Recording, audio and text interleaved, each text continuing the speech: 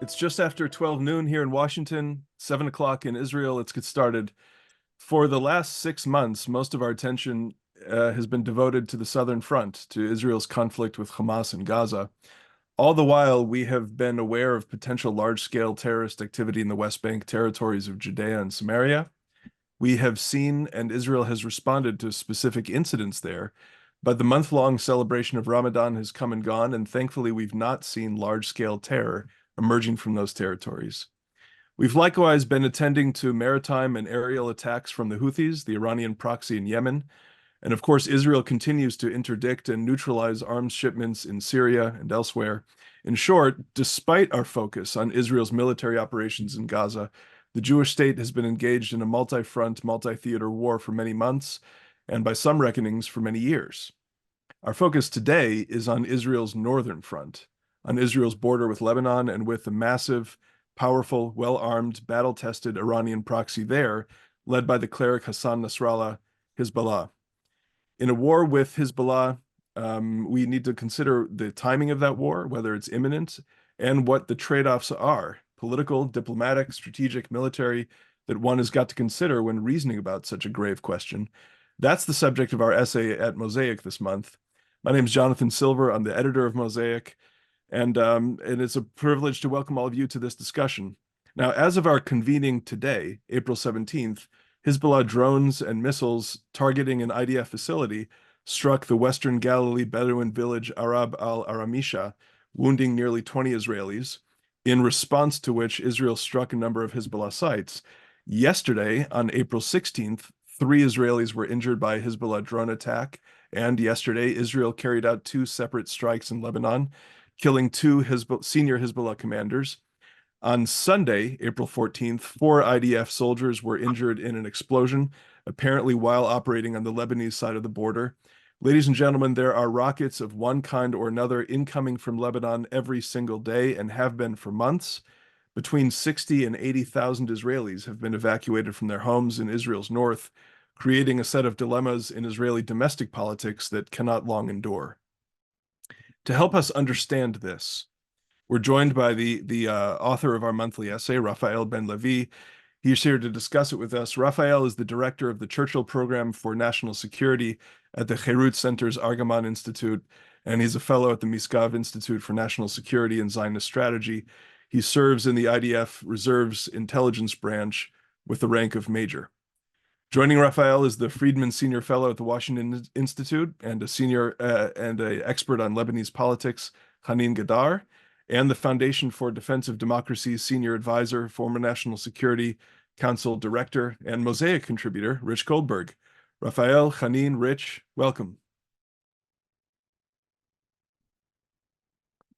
So, ladies and gentlemen, what we're going to do today is I'm going to have a brief discussion with Raphael about his essay, and then I will invite Hanin and Rich into the conversation to pose their questions to him.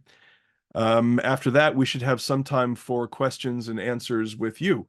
So if you'd like to pose a question to either Raphael, Hanin, or Rich, the best way to do that is to simply type it into the Q&A function in the bottom corner of your Zoom screen. And in about 45 minutes or so from now, we'll come to your questions. Before we begin, I just want to say one last word of thanks to the subscribers of Mosaic, whose investment in our magazine and in authors like Raphael make essays like this possible. We could not do that work without you, and I'm very grateful. Raphael, thank you for being here. Why don't we just start with a main recapitulation of the thesis of your essay, and in particular, maybe we should talk about some of the historical context necessary to understand the last weeks and months of conflict between Lebanon and Israel.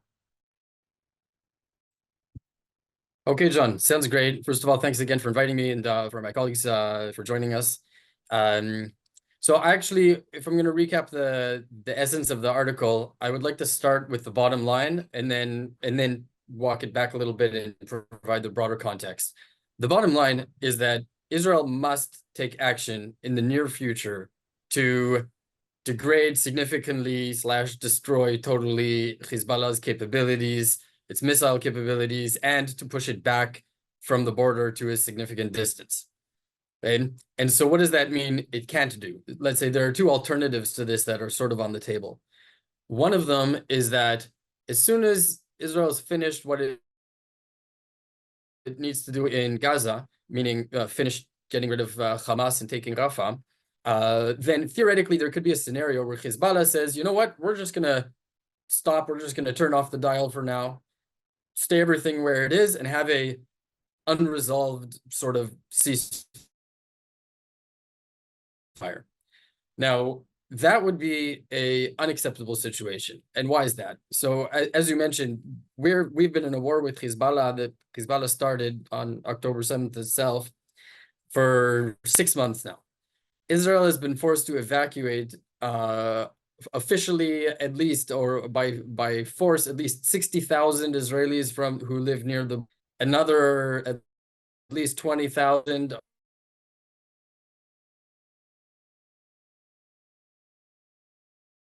are evacuated because they're right near that area.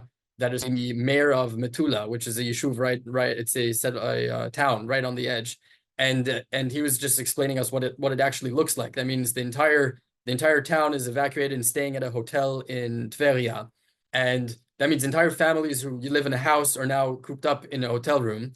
They're trying to run schools out of like the conference rooms in the hotel.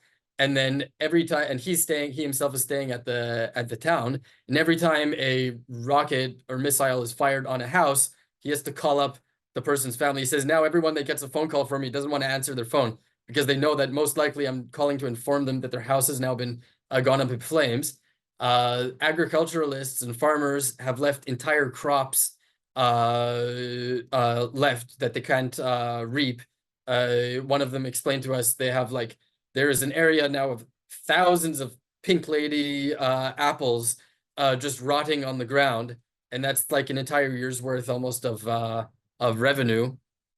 We're coming into the tourist season where much of the north really does its business hosting Israeli internal tourists in the spring and the summer and make their money for the entire year. And so that microcosm of Metula is multiplied by that by a few hundred times to get to the proportions. If we put this in American proportions of American population, I remember in 80,000 is like about a 1% of Israelis' population. So that's like 30 million Americans internally displaced because of rocket fire. And that's the situation. So if Hezbollah just all of a sudden stopped the rocket fire, we still have Redwan special forces, ground forces who are trained and planned to invade northern Israel and make October 7th look mild compared to what they're planning and doing. They're still essentially positioned not far from the border, capable of doing that. And obviously they still retain the vast missile forces. So just sort of turning down stopping the day-to-day shooting and say that's it, we're just going to stop right there would be a huge win for Hezbollah, right? And that would just leave them poised to take the next step on their terms and when they decide, and would also leave the same amount of Israelis with no answer for their security, and it was essentially telling them go live there as sitting ducks, waiting for the next attack. Raphael, let me interrupt you for a second, because there's Sure.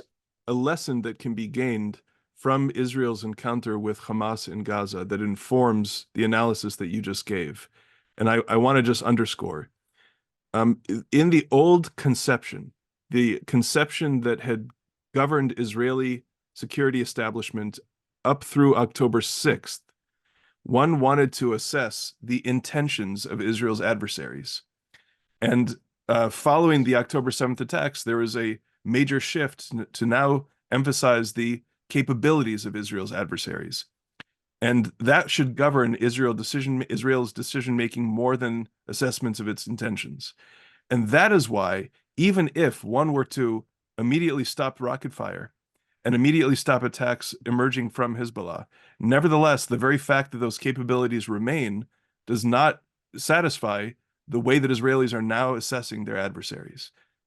That's one of the things, it seems to me, that Israel has learned from Hamas. Yeah, absolutely. I think this is understood at the cabinet level, but in some ways, even more importantly, it's understood viscerally at the level of the residents themselves, who are just not going to return. And the longer that situation stays the way it is, then we have essentially created a security zone within Israel, right? We have our own refugees problem, an internal refugee problem, and a security zone of around 5 kilometers or 5 to 7 kilometers within Israel's borders. And the longer that remains, then obviously the entire north will go into an economic tailspin where those Israelis are going to just look for other places to live. The economies of the rest of the north will be hit. It will become a wasteland. Israel, and so obviously Israel can't allow that to happen. It's almost unbelievable that we've allowed it to happen for 6 months, but we're in the middle of fighting a very significant war in Gaza, and we're approaching the end of the main effort on that. And so I definitely agree. That's one of the new understandings. Building on that, I would also say, so another part of the essay deals with how what I see as the broader new conceptia, right? Conceptia used to be, of course, in the referring to the Yom Kippur War and how Israel missed what they were planning. But what I call the new conceptia, which you might call the strategic doctrine, since the 90s, has been based on the idea of strategic retrenchment, meaning instead of Israel being what used to be the Israeli security doctrine, or at least a major pillar of it, was taking the fight to enemy territory, right? Always be leading, aggressive tactically aggressive, not strategically aggressive, meaning in the sense Israel wants peace. It doesn't want to force wars with its neighbors, but tactically aggressive in the sense that it needs to act to preempt and to bring the fighting to the enemy's territory. And since the 90s, we've seen in 3 different areas, Israel essentially abandoned that and say, you know what, we're going to retrench, we're going to leave that forward positioning, and then we're going to base ourselves in a defensive tactics, relying on high-tech solutions to support this defensive, what is essentially a defensive doctrine. And that's fences, and that's cameras, and that's also Iron Dome. I mean, this is the flip side of the big success of Iron Dome and Israel's air defenses, is also that it sort of allowed us to then ignore what was actually being planned, and in some ways be disconnected from the intelligence on the ground, from human intelligence, and understanding what's really going on the other side, and to sort of build a wall and hunker down on the other side. And that's a huge part of what was blown up since October 7th. And of course, Hezbollah and southern Lebanon is a huge example. It's one of the main examples. That's exactly what we did when we left southern Lebanon in the year 2000. And what I lay out in the essay is how that developed and why exactly Israel did it. And I guess the main takeaway from that is that at the time, you need to distinguish between a sort of broad consensus that said in Israel that said we should find a way out of southern Lebanon while dealing with Hezbollah, meaning in the terms of some sort of deal that dismantled Hezbollah, or a very well put together enforced deal that would push Hezbollah away from the border and remove the threat.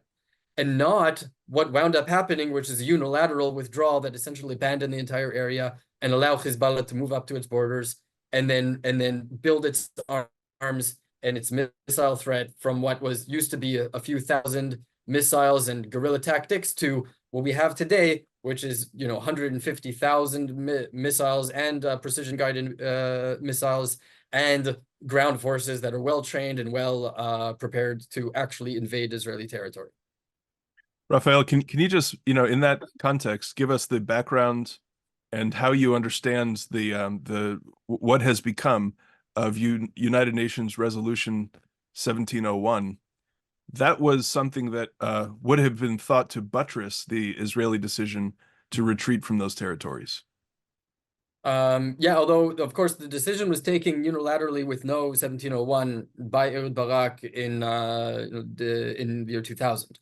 Right, for a number of reasons, which was opposed by the IDF and the security establishment. That needs to be very clear and remembered, that maybe not many people remember that the idea of unilateral withdrawal, everyone saw what was going to happen, or at least the IDF and the security establishment, they saw what was going to happen. It was obvious that Hezbollah was going to entrench itself closer to the border, and it would also be strategically a loss for Israeli deterrence and interpreted as that Hezbollah won by using guerrilla tactics to force Israel out of the security zone.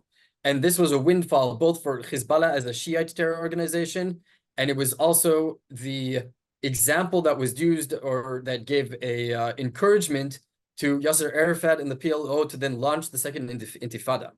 And so that's one aspect of this. Now, the UN Security Council Resolution 1701 only happened after the Second Lebanon War in 2006, right? That was what resolved essentially the war, and so that was 6 years later after absorbing rocket attacks, absorbing kidnappings and hostage takings that eventually led Israel to undertake the Second Lebanon War. And so yeah, but the idea was that of course there was also UN Security Council Resolution 1559, if I remember the number correctly, that in 2004 defined and required the dismantlement of Hezbollah. Of course, no one was there to enforce that. The idea of 1701 is that the Lebanese military and the UN UNIFIL, they're going to be the only forces capable of military forces capable of acting in southern Lebanon.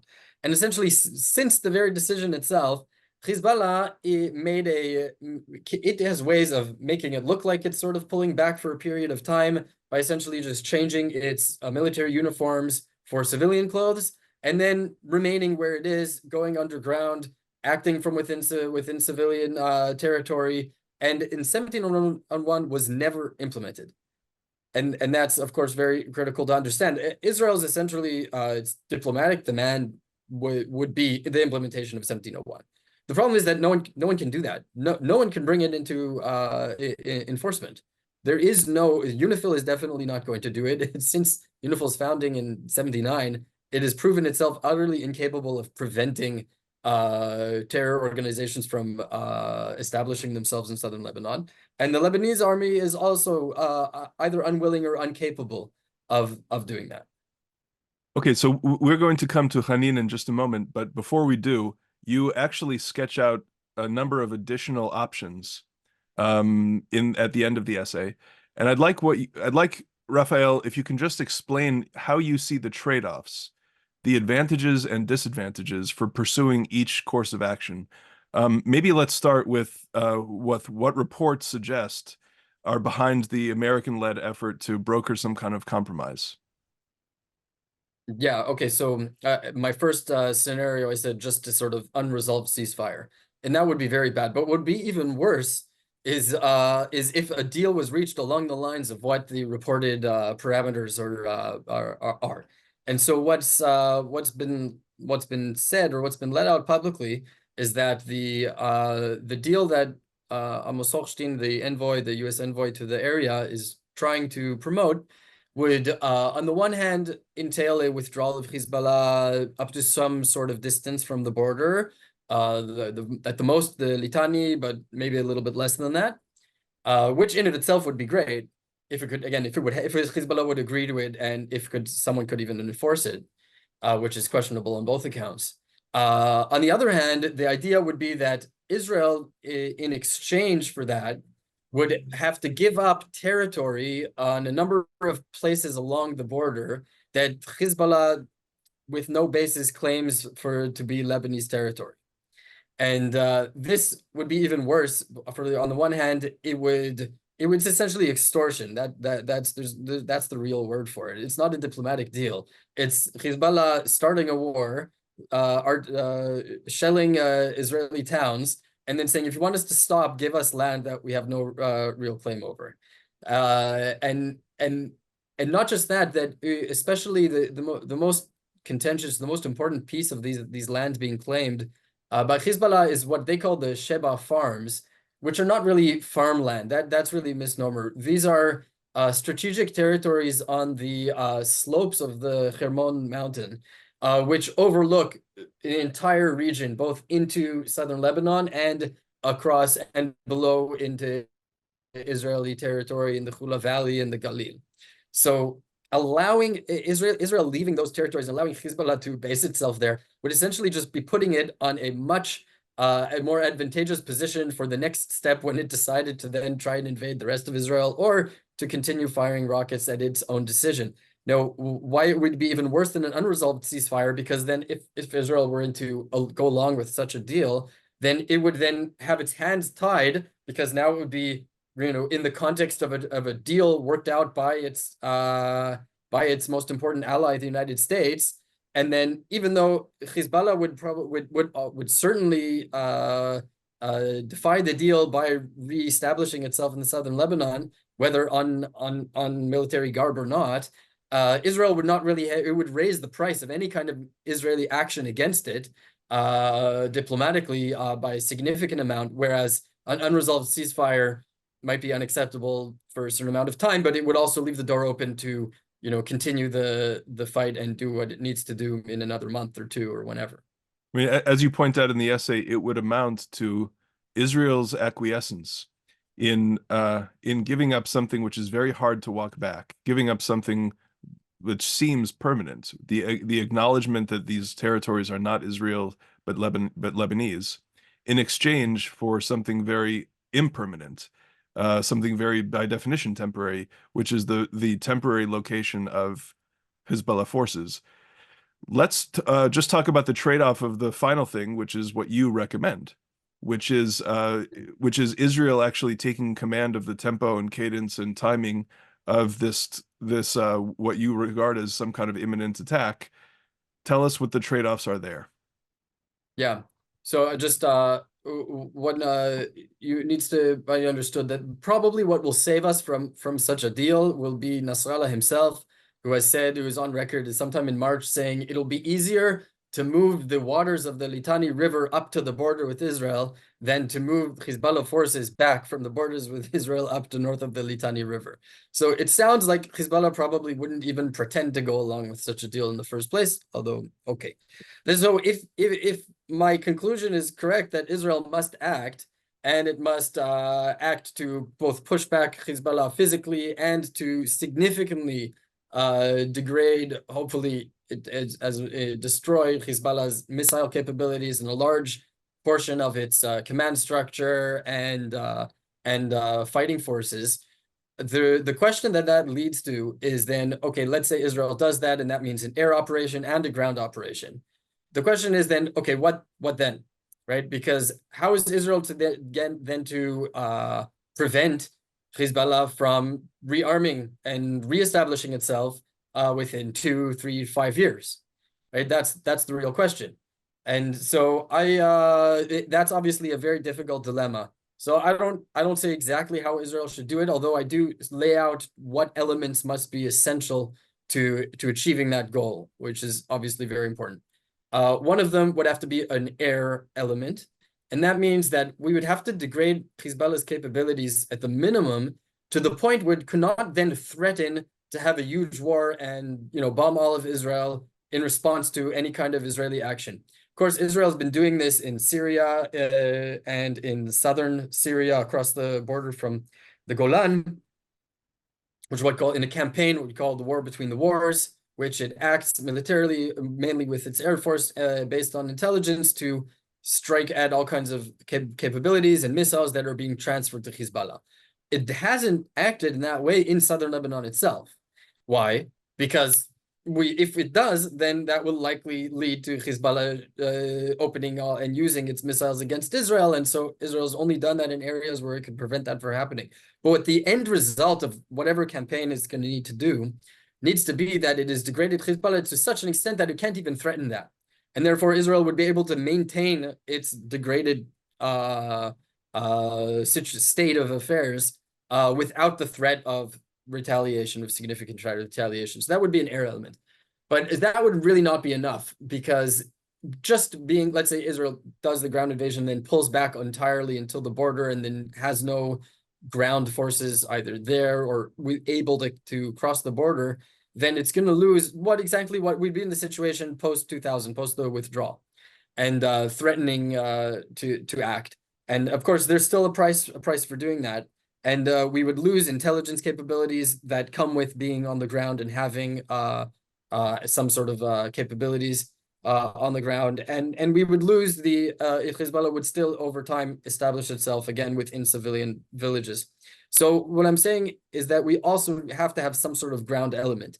Now that might be a temporary but open-ended reestablishment of a security zone until the point where we could significantly be sure that there would be, again, a diplomatic or enforceable deal that would push Hezbollah long-term away from the border, hopefully even dismantle it.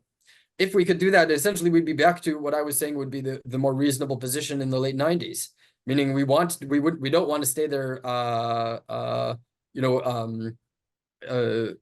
for good, but we can't leave, because if we did, that would essentially abandon the area to Hezbollah. So I don't exactly know what that would look like. And it might be something similar to Area A, where Israel isn't there all the time, but it can act freely. But that would definitely be a necessary element.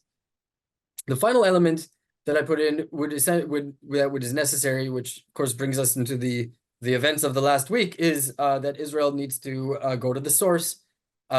Just trying to cut off Hezbollah's capabilities without also going to the source is essentially like trying to fix a leaky pipe or a leaky faucet by absorbing the water with a bunch of towels all the time without trying to fix the faucet. The faucet, of course, is the Islamic Republic of Iran, right? And that who's behind Hezbollah's capabilities, who funds Hezbollah, sends the capabilities over, and it's the source of the water of the leak. And so the fight, we can't allow Iran to continue hiding behind its proxies and avoiding accountability. Direct accountability. That's Iran's game. That's what it wants us to do. But in the long term, we need to take the fight to make the source pay the price for what it's doing in southern Lebanon and for the threats that it poses to Israel through Hezbollah. Anin, what do you make of Raphael's analysis and his essay? Well, hey, thank you very much, Raphael. This was a fascinating outline of your essay and discussion. I agree with most of what he said. I think we are getting into a situation where we can only expect either, the status quo of continued Israeli strikes on Hezbollah to degrade the capabilities, or actually, some kind of escalation that is short of a full blast war, a full scale war, because this is not the time for it, right? And I think, he's right about, the 1701 and the diplomatic efforts. That they would be great if certain components were guaranteed. Like one is definitely who is going to guarantee that Hezbollah withdraw from the border? This is a big question. 1701 was not implemented because the army and the UNIFIL were guaranteed, were given this job of guaranteeing Hezbollah's anti-deployment mechanisms, but it's obvious that the Lebanese army and the UNIFIL do not have this kind of mission, or are incapable of doing that, or do not want to do that. So these two are not really guarantors, and then we still don't know who can do that. No one is really there on the ground to do that. This is one. Two, withdrawing from the border a few kilometers north of Litani is one thing, but we do also know that Hezbollah has long-range missiles, precision-guided missiles that can be fired from anywhere in Lebanon.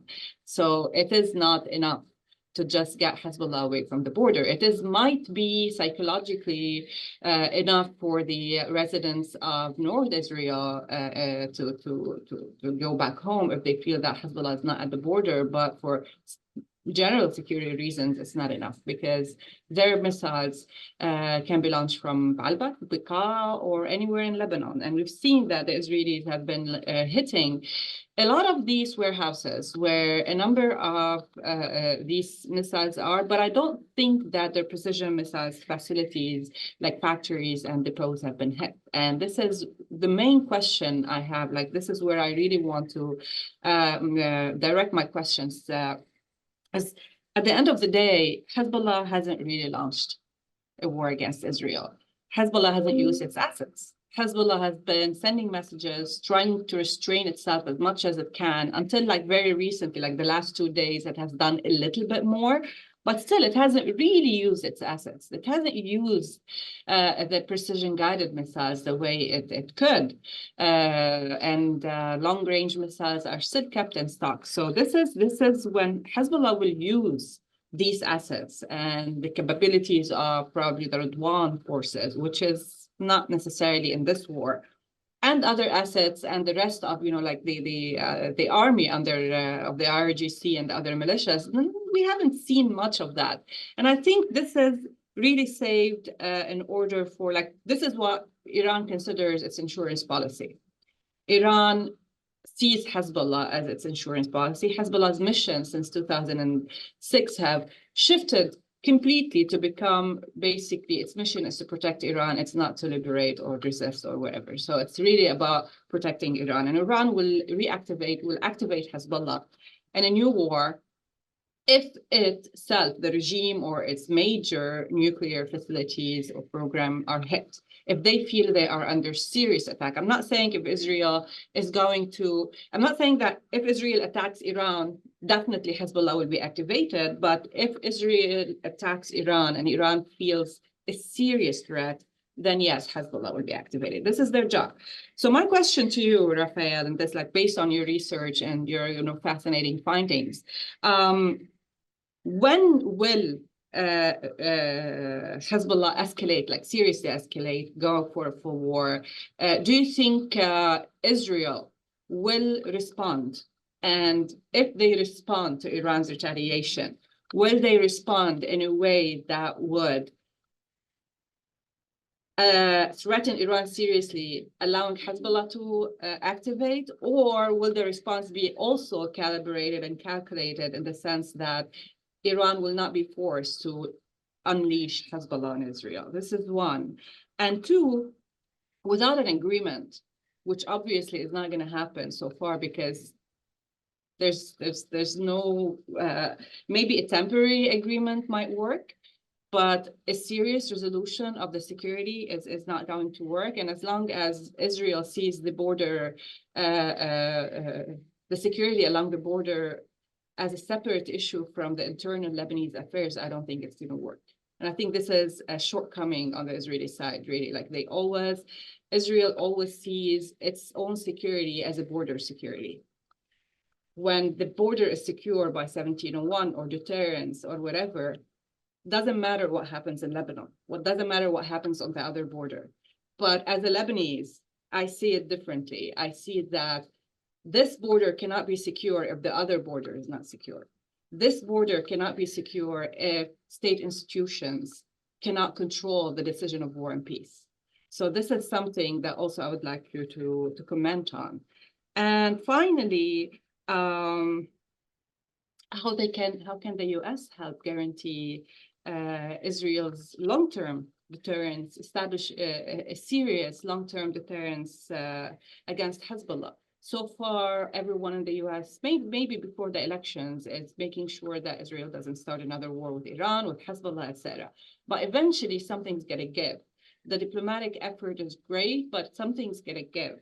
So what do you think the US can do to help establish this deterrence that's beyond these, temporary measures? Okay, great. A lot of good questions there. First of all, I would like to just respond so that you said that Hezbollah hasn't really started the war. Now, started a war, right? So I agree with you in essence in your bottom line. But as far as what we call war, I think it's very important that firing one rocket is an act of war. Hezbollah has started a war. This, in some ways, we've become so accustomed to what we call a drizzle, right? Tiftufim, right? Oh, it's just a few rockets, right? Like, so that's like normal, right? But I was just speaking recently with someone about an event that happened at the beginning of the Russia-Ukraine war, where a rocket was fired or fell across the border in Poland, and everyone stopped and said, "Wait a minute, what happened? Who fired the rocket?" And Ukraine said, "No, the Russians did it," and the Russians said, "No, the Ukrainians did it." right? And then I realized, yes, this is the appropriate response to one rocket being fired across the border, right?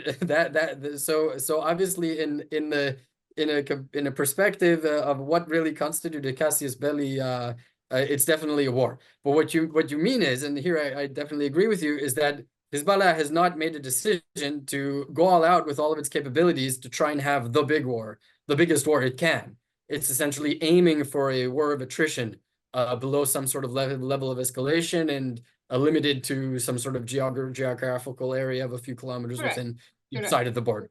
Correct. Yeah. That's what I meant. So that yeah. I just I think it's important because people tend to lose all proportion when they're talking about what's a war, and this is something that I think should change as a result of the current war.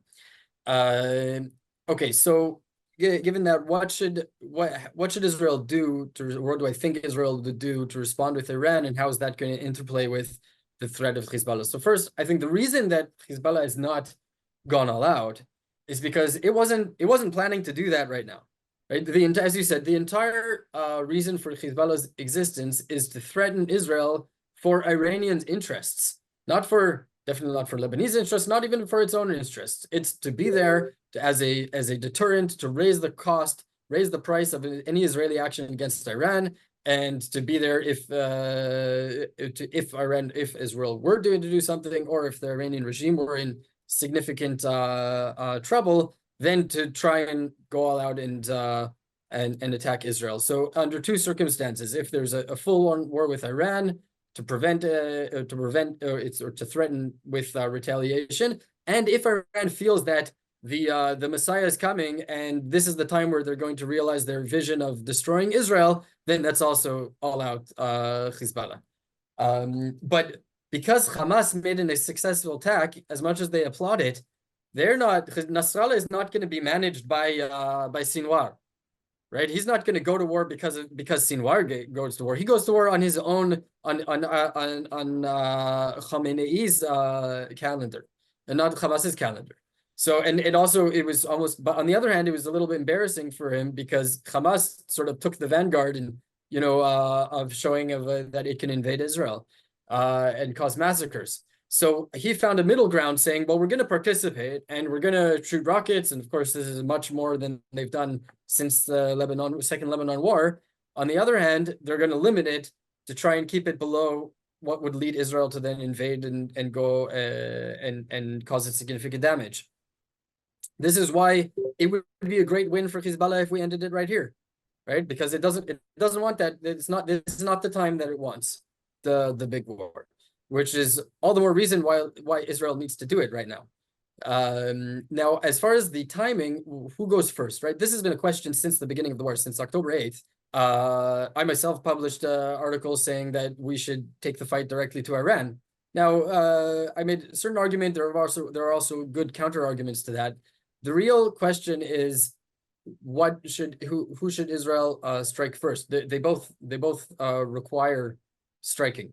There is an argument to be made to go to the source first. There's another argument which I think might be even more convincing, which is that Israel should cut off the tentacle first, because if it right now, as a result of the Iran's attack on Israel last weekend, Israel then went for a dramatic, significant retaliation, then it would automatically now face Hezbollah's the full extent of Hezbollah's wrath, right? On the other hand, if it were to use this opportunity to respond first against Hezbollah, which is again something it needs to be doing anyway, but again, Hezbollah it shouldn't be understood as an entirely separate organization from Iran.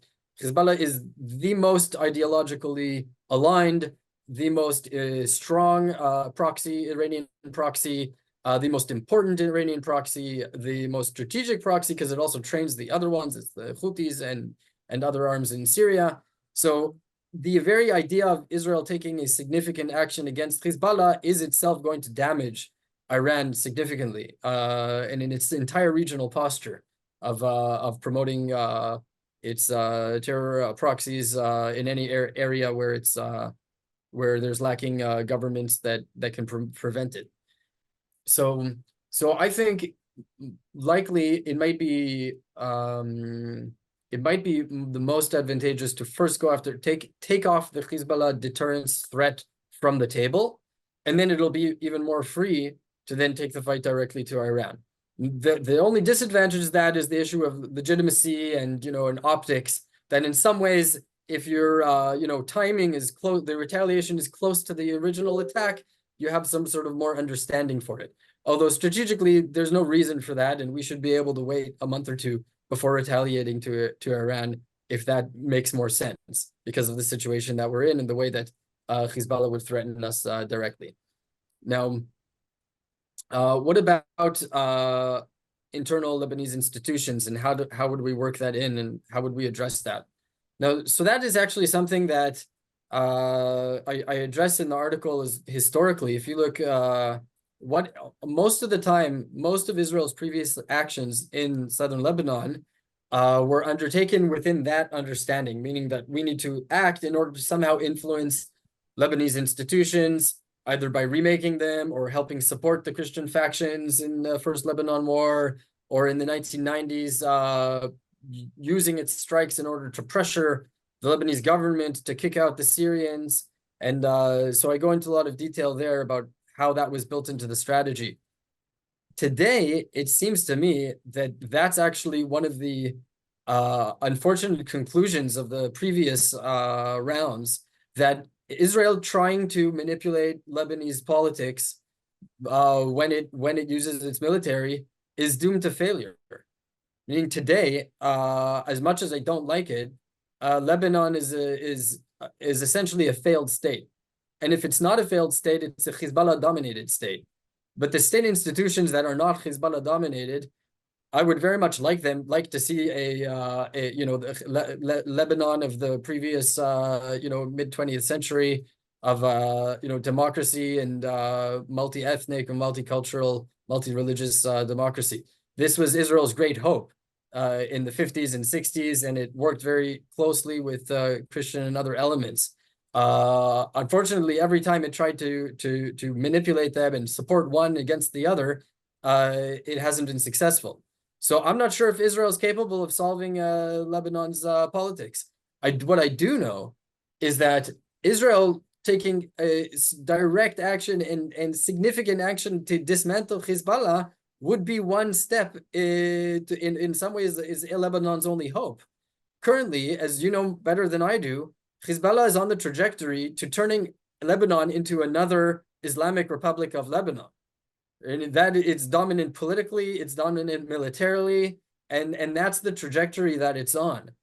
If someone like Israel would then take a significant action again to dismantle Hezbollah's command structure and its military wing and essentially decimate it, that might be something that could tip the scales, that then with broader international interventions could then maybe give hope to the Lebanese factions. I see you're smiling, so I want to stop here and get your reaction to what I'm saying. Are you actually with me, or you think I'm out to lunch?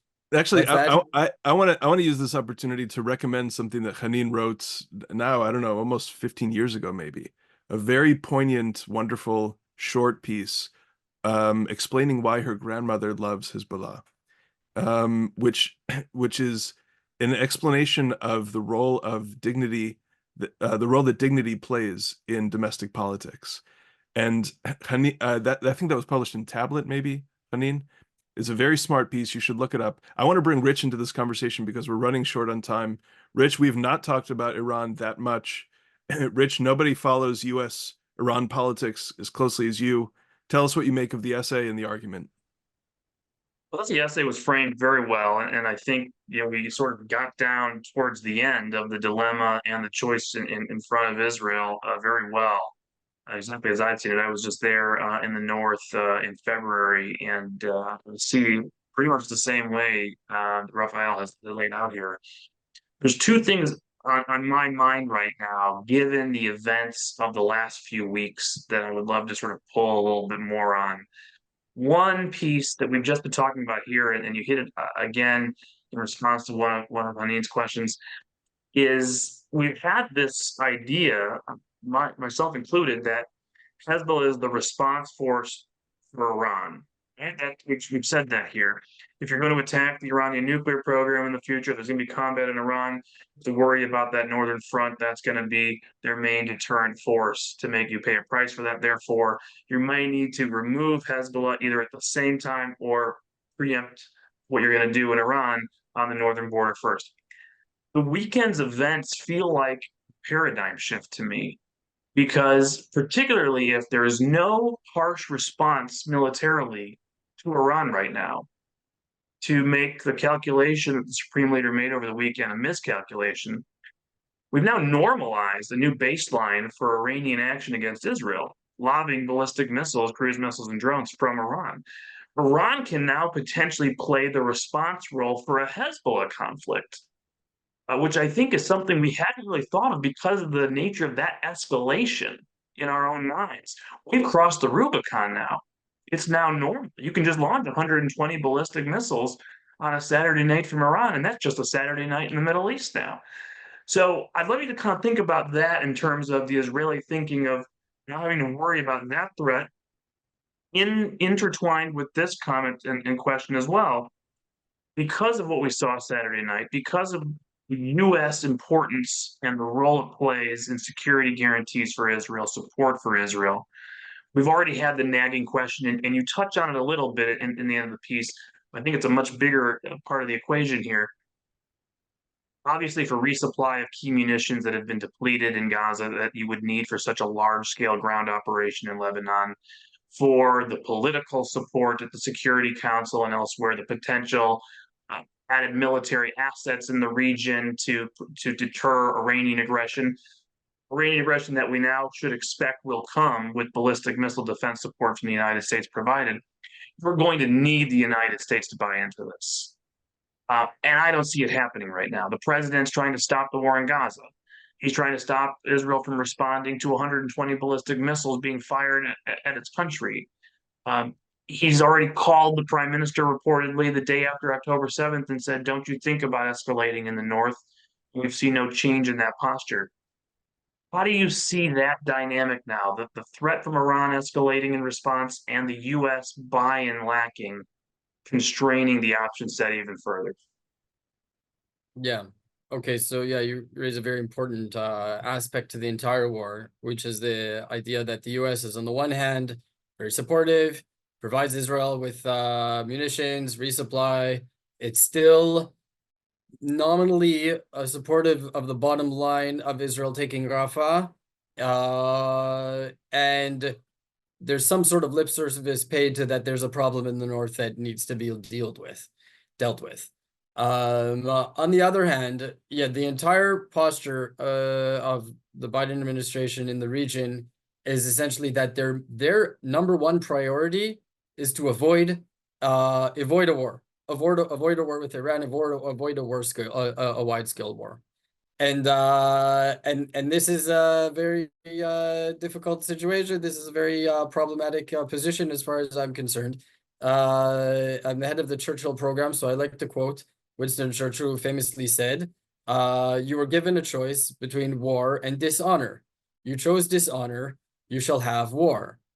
Right? So if your highest priority, number one priority, whatever you do, avoid war, then that's most likely to encourage definitely actors like Iran to escalate and have war. On the other hand, if the United States was willing to threaten Iran with escalation, I am pretty confident that Iran knows how to interpret that properly and act accordingly. And that means that we don't have to have we didn't have to have a regional war. We still don't, even with retaliation against Iran. But what Iran needs in order to understand that is a threat that the stronger powers, which is the United States, is willing to escalate. And every time that that's happened historically, the Iranian regime, even the revolutionary regime, that's nominally committed to all of the things we know it's committed to, understands the fundamental balance of power. And so a few examples just to throw out there: 1988 or 89, if I'm not mistaken, The Iranians hit an American vessel in the Persian Gulf, and the Reagan administration said, we're not having that.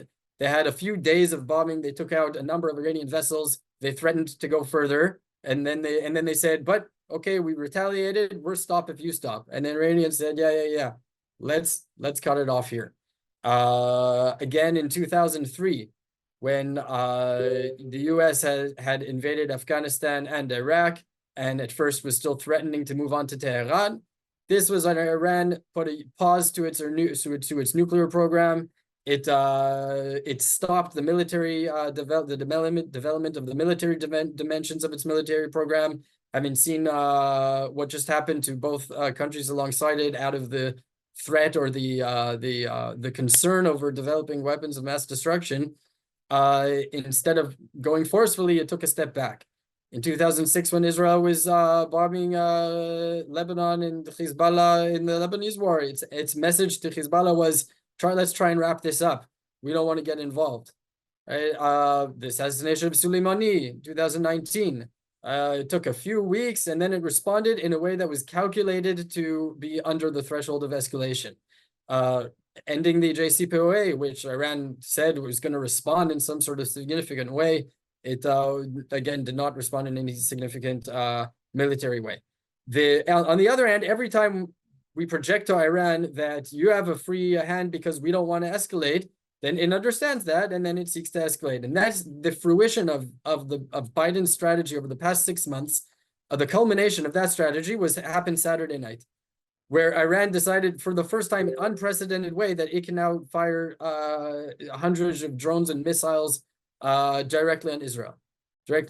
And it sort of is banking on what Biden played into his hands by telling Israel, no, we don't want you to respond in a way that could escalate, because, like you said, his bottom line, his overarching goal is still to prevent a wider war. Now, what does Israel do considering that? Because if we can't convince Biden otherwise, then we have to deal with that's the situation. Now, I believe that the dynamic is currently that, and this has always been the case, that it's very difficult for a U.S. president to say, Israel, go for it, do what you need to do, and even if that means escalating and having a war now. Of course, having a war now, it would be much preferable than to having a war in some sort of future scenario where Iran already crossed the threshold and is now a nuclear Iran. Right? It would be much preferable to have even a wider war right now than in that future scenario, I guarantee. But it's very difficult sometimes in Washington. This whole area feels very far away, and it feels, well, why do we want to have a war? Why can't we just, keep that under wraps and just like wrap it up now? We can go about our business. And historically, it's really in Israel's court to decide when its back is up against the wall, and this is an existential issue that it just has to act. And even if it acts, and that means having a conversation with the U.S. saying, we appreciate, we love you, you're our allies, everything, we think this is in your interest too, but we have no choice but to act, and so we're going to act. And this is, and when it does that, the result seems to be that America acquiesces, understand, well, if that's really the situation, then I guess we're better off supporting Israel and acting and hoping that they win than trying to punish it for doing that. And of course, Israel needs to know that when it does that, it needs to do it when it really means it, and in a way that's taken into account in American interests, and not sought to do things that it doesn't have to in a way that would undermine American interests, but when it really means that this is an existential issue and we have to act. And so I think obviously the situation in the north is one of those situations, as well with a response to Iran. But again, if we were in the position right now with the readiness to have an all-out strike on the Iranian nuclear program, that would be great. And but I still think that if we can, in the near term, take out Hezbollah and then go and do that, that would still be a significant win. That would be a big win. That would obviously be a big win for the United States. It would also be a big win for the entire region, because every one of the camps in the Middle East who are not aligned with Shia Islamism or Sunni Islamists are rooting for Israel to have a big win.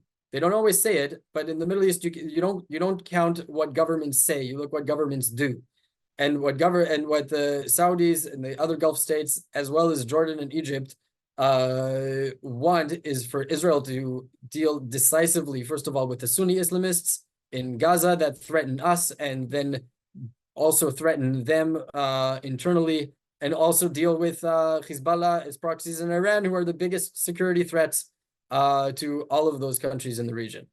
So this would be a win, not just for Israel, but for the region and for the United States. And I expect my government to understand that and to do it, even though it's under tremendous constraints and tremendous pressure from the United States to try and not go all the way. Okay, we're going to come to questions from our community of subscribers in just a moment, but I want to get a little sharper answer, Raphael, from something that Rich posed, which is we have grown accustomed to thinking of Hezbollah as the second strike capability for Iran. But what if we have to conceptualize that reverse? What if now Iran is able to shoot and Iran sort of functions as the second strike capability for Hezbollah? Right. So I don't know if that's entirely new idea. In my discussions with many people over the past few months, they said precisely that. Like, okay, what would you expect if Israel goes and initiates the larger conflict with Hezbollah? And one of the questions is, okay, we would probably face some sort of Iranian element, direct Iranian element in the form of drones or missiles as well. The question is really to what extent that would be involved. I think that was maybe the question, not that they would really do it. Of course, they're willing to get involved is also part of the question of their assessment of the price they'll pay for doing it.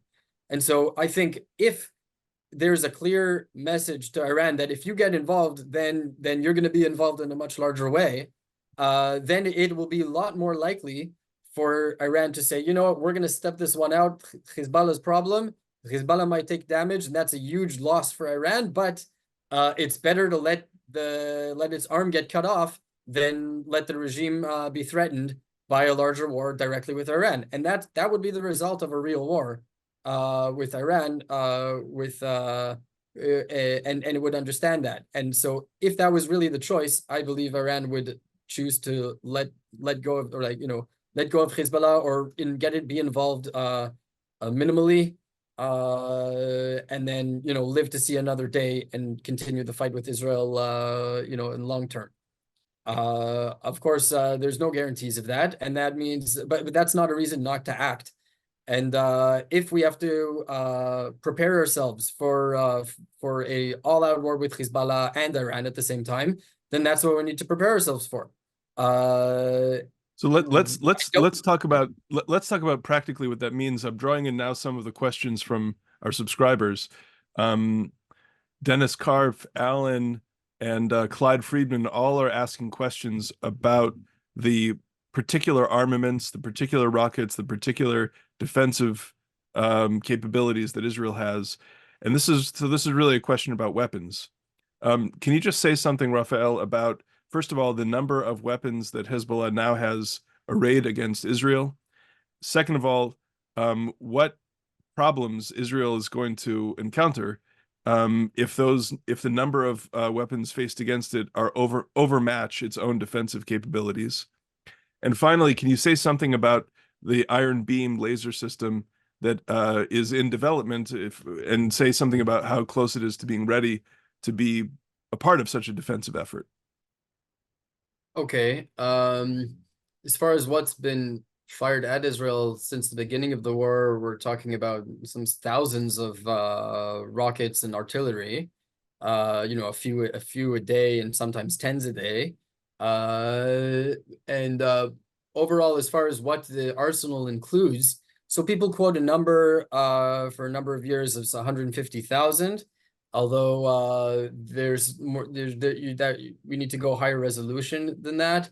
That represents more or less the number of regular rockets that are not precision, and they're limited for the most part in their range to Israel's quarter north, the north quarter, meaning Haifa and north, maybe Hadera in some cases, and that's the region that would face much greater devastation, because again, that's the tens of thousands of rockets that are also indiscriminate rockets that would be fired on Israel within the first hours of a conflict. Alongside that are the longer range and higher precision missiles, of which Hezbollah has much less, which number is somewhere in the thousands or maybe a few tens of thousands, but a lot less, that's for sure. And those could reach almost everywhere in the country. On the other hand, because they're limited and they're precise, Hezbollah would most likely aim those at strategic targets in Israel, like airports and army bases and all of that, and less just at random neighborhoods, less discriminately, both because they can and because it would be more worthwhile for them to try and attack an airbase, which would be because Israel's Air Force would be a very significant player in what we're doing there. The assessment is that Israel would face vast destruction in many different, again, mostly across the north. It's expected, and then also it would also then concentrate its defensive assets around those strategic sites that Hezbollah would likely be targeting. So that might in some way raise the level of defense, meaning obviously in the north the defenses would be overwhelmed, but it's most likely Israel would also prioritize the most high value targets, and that might minimize damage, and that might also minimize damage of the rest of the country. So sometimes I wonder if the doomsday scenarios of people just saying, yeah, imagine Hezbollah letting all of its missiles and all of its rockets out, maybe that's a little bit worse than what reality might prove to be. Another very important aspect here is how the war starts. If Israel takes the initiative and initiates some sort of surprise attack where it opens the war with the first few hours by taking out the majority of the precision long-range missiles, that would be very significant change in how the rest of the war would play out and how much exposure to damage the rest of Israel would be. And so there's a huge importance to the issue of surprise here. And that also goes to the issue of diplomacy, of like how much Israel is expected to hold back and lay out the diplomacy and then take its time, or even absorb some sort of action in order to then have justification, put in quotes, to then react. Obviously, the situation already justifies significant action, and Israel should be free to act when it sees fit in order to take the initiative and surprise. Right, but such an action would also require such reliable intelligence that you actually know the location of the precision rockets that you need to dismantle in order for a surprise attack to be worth it. I can't say exactly how much intelligence we have, although I do think that we have a lot more intelligence in southern Lebanon than we had in most other places, because that was what Israel has been imagining its primary area of warfare to be in the next war, and the exercises that the IDF does. It's all focused there. Israel imagined it would have a major war with southern Lebanon, and Gaza they would have to contain Gaza. And the way it turns out to the opposite, but I think we might have a good sense. Okay, and can you say anything about the Iron Beam system? I know it's still under development. At the beginning of the war, there was some sort of report that it was tested and that the test went well. Beyond that, I don't know what the situation is at the moment. It is an example of the joint programs that the joint U.S. and Israel funded, where Israel develops it and it's jointly funded. I think that's a good model. That's a better model that we need to move towards. That's a broader question, though. Other than that, I'm not sure when it would actually practically come into play, although it would be a big deal if it was, because it would change the economics of missile defense drastically. Right now, the economics of missile defense is it's one of its major disadvantages, because we have to spend so much money in order to shoot cheap rockets out of the air. And if turning on the laser, I assume, would cost less than a Iron Dome missile, then I think that would be a big difference. Rich, do you know anything about Iron Beam and its development? Yeah, there was one test run at the beginning of the war, as Raphael was talking about. There's a little bit of more hype than real. It's not ready for prototype quite yet. As I understand, it's still maybe next year. Yeah, as I understand, would like to add to that. It's still affected by the weather, even. And because the manipulation of light and lasers, it's still affected by the weather, and there's a problem which the intensification of the beam itself, there's something called the blossoming effect where it spreads and disperses. And so yes, as I understand it, it is still under development. But I would like to add something that I could. Yeah, please, Raphael. Even if we were to make it successful technologically, it would still have the strategic disadvantage of being a defensively oriented system. And you cannot address Iran's broader strategy in the Middle East by defensive tactics alone. Iran needs to be, it can't just know that, oh, we shot the drones and they shot them down. Iran needs to pay a price for its actions, and it's for aggression. That's what deterrence really means. Okay, ladies and gentlemen, we're coming toward the end of our time. Let me just get a few more questions from our subscribers. Philip Clapper asks, Raphael, what would be the offensive response of Israel if Hezbollah initiated an all-out war? Well, again, I don't see it initiating on its own right now, unless, again, Iran made it or forced its hand. Israel needs to initiate. What would be Israel's response? Yeah. I mean, it would do what it would just, if Hezbollah did, then we would just have all the legitimacy that we need. Or right now, or in the past few months, it's been a point of contention between Israel and the Biden administration about what are we going to do and when are we going to do it. And we've been kicking the can down the road because we're focused on Gaza.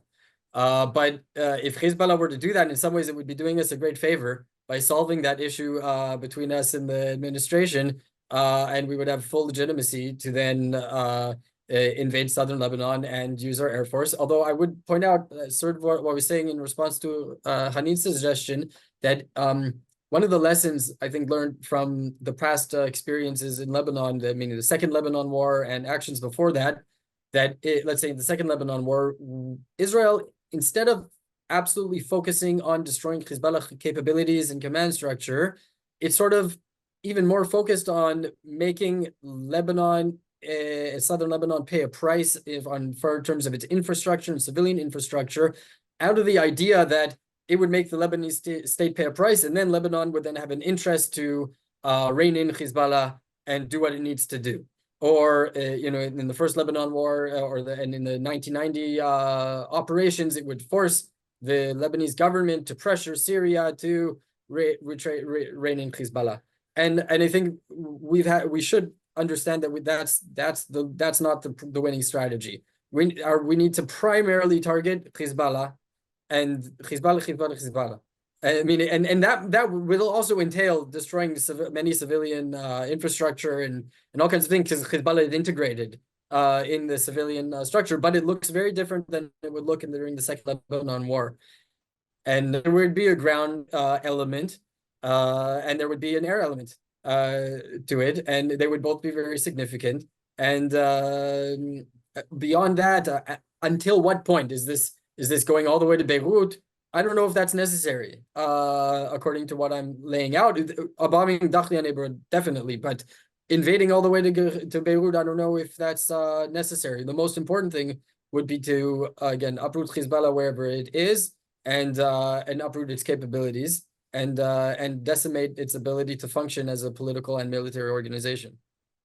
Okay, the final question is a smart question from Eric Reuter, and it has to do with the arms supply from Iran to Hezbollah. Now, Hezbollah has some kind of vast armament at this moment, but it is not an endless armament. And if one were to focus on cutting that supply, wouldn't that be the first step to being able to contain the Hezbollah threat? I mean, that's kind of what we've been doing in the war between the wars for like 8 years or so. And it's been nominally successful in the sense that it's limited Hezbollah's ability to arm itself. On the other hand, Hezbollah has grown its ability, its arsenals, tenfold and more since the withdrawal in 2000s. And so I don't think that would be the priority at the beginning. Again, we could stop it. Where it is right now is unacceptable. Where it is, the arsenal that it has right now is also, and over the past 8 years or so, when its involvement in the Syria civil war, the Hezbollah has turned itself into a ground army as well, and developed its capabilities, its experience in actually invading and holding territory. So we're facing an entirely different Hezbollah as it is than we remember from the 80s and the 90s, and even from the 2006 war. So cutting off its ability to rearm, again, that's the day after. That's part of the day after strategy, depending on how well we decimated in the actual war. And so that might be necessary, but that's not really the priority right now. Right now, we need to deal with what it's already accumulated. Hanin Gadar, Rich Goldberg, thank you for being our external examiners here. Is War with Lebanon Imminent was published on April 1st in Mosaic. Raphael Ben Levi, thank you for being our teacher and the author of this essay. Ladies and gentlemen, with that, we adjourn.